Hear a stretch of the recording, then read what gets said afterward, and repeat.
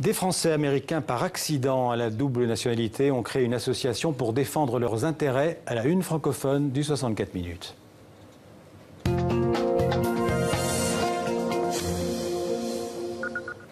Et on va rejoindre au téléphone Fabien Lehagre. Bonjour Fabien Lehagre, vous avez créé l'association des Américains accidentels. Alors, quelle est d'abord la raison d'être de cette association?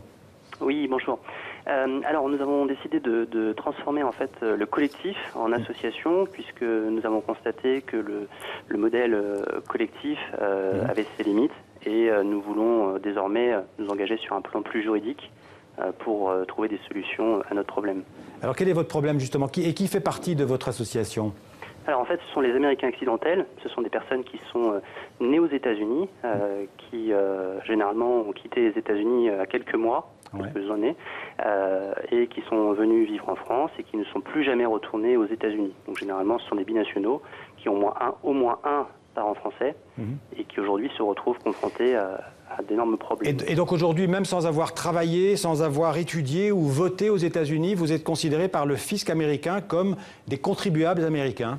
Alors en fait, ça a toujours été, sauf que depuis 2014, en fait, suite à une loi qui a été votée en 2010 pour lutter contre la fraude fiscale, les banques en fait identifient toute personne de nationalité américaine. Et donc nous nous retrouvons pris dans les filets de cette loi américaine qui est appliquée en France depuis 2014.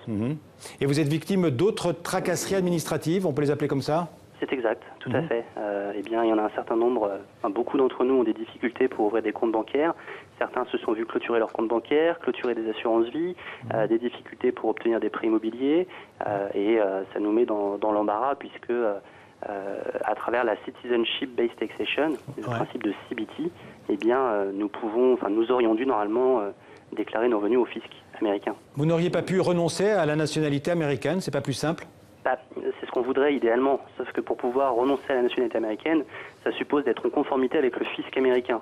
Et pour pouvoir se mettre en conformité avec le fisc américain, ça suppose de passer par un avocat qui va vous prendre entre 15 et 20 000 euros, et vous pouvez vous retrouver à payer également des impôts au fisc américain. En un mot, qu'est-ce que vous attendez de la présidentielle du second tour dans quelques jours? Eh bien, il y a 2 ans, j'ai envoyé un courrier au ministre des Finances de l'époque, qui était Emmanuel Macron.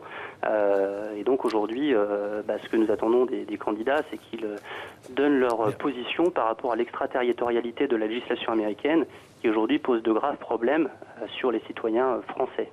Merci beaucoup Fabien Lehagre d'être venu vous exprimer sur le 64 minutes, dans le 64 minutes sur TV5 Monde. Merci beaucoup.